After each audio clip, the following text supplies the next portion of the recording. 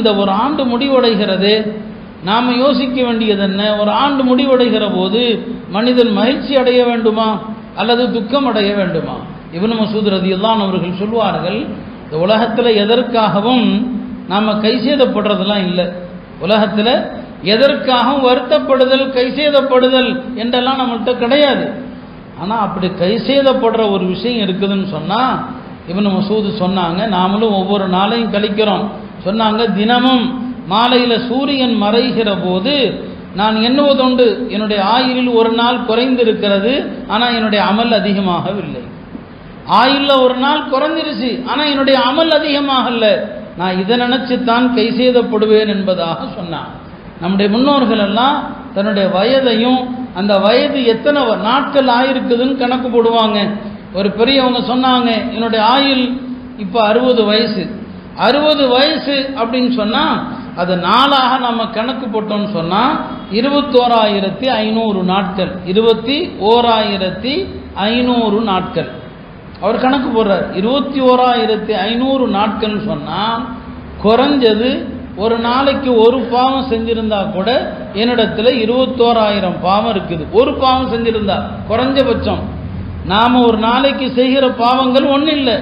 பார்வையால் நடக்கிற பாவங்கள், நாவால் நடக்கிற பாவங்கள், கரத்தால் செய்கிற பாவங்கள், எண்ணிலடங்காத பாவம். குறைஞ்சது ஒரு பாவம் வச்சுக்கிட்டா கூட 21,000 பாவங்கள் என்னிடம் இருக்கிறது. இப்படி தான் அவர்கள் தன்னுடைய வாழ்க்கையை அவ்வாறு என்ன செய்வாங்க, சிந்திப்பாங்க. எவ்வளோ பெரிய நல்ல அறிஞரும் பெரிய ஆபிது வணக்கசாலியாக இருப்பாங்க.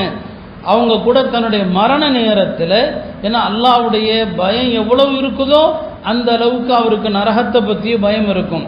நம்ம எல்லாம் சொர்க்கவாதி, நம்மளை உறுதியாக நம்புகிறோம்.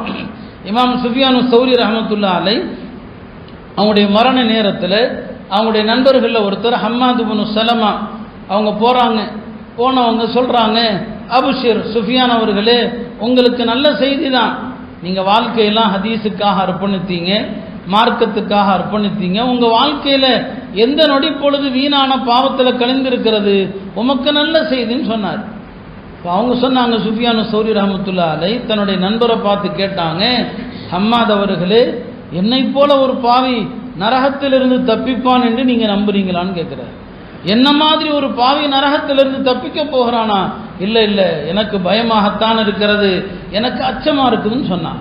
அல்லாஹ்வுடைய நல்லடியார்கள் அவங்க தன்னுடைய சின்ன பெரிய தவறுகள், சின்ன சின்ன தவறுகள், அதை கொண்டு கூட தனக்கு நரகத்துக்கு போயிடுவோமோன்னு அஞ்சினாங்க. இமாம் ஷாஃபி ரஹ்மத்துல்லாஹி அலைஹி மரண நேரத்தில் இருக்கும்போது அவங்களுடைய மாணவர் இமாம் முஸனி வர்றாங்க.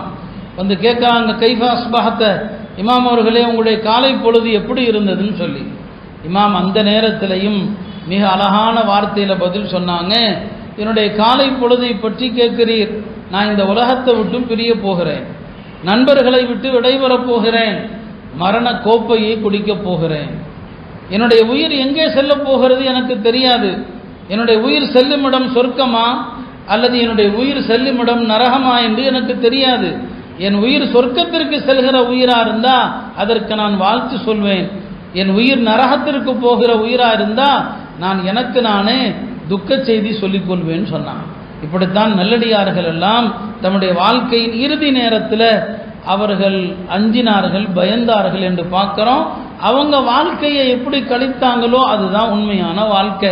அருமையானவர்களே, நம்ம வாழுகிற காலத்தில் பலவிதமான நோய்களை பார்க்குறோம், மரணங்கள் அதிக நிகழ்வதை பார்க்குறோம். யாருக்கு எந்த நேரத்தில் எது தாக்கும் என்பது அறியாத உலகத்தில் இருக்கிறோம். ஆனாலும் நாம் மரணத்தை குறித்து சிந்திப்பதில்லை. ஒரு ஆண்டு முடிகிற போது நாம் சிந்திக்க வேண்டியது இந்த அடிப்படையில் தான் சிந்திக்கணும். நம்முடைய அறிஞர்கள் சொல்லுவாங்க,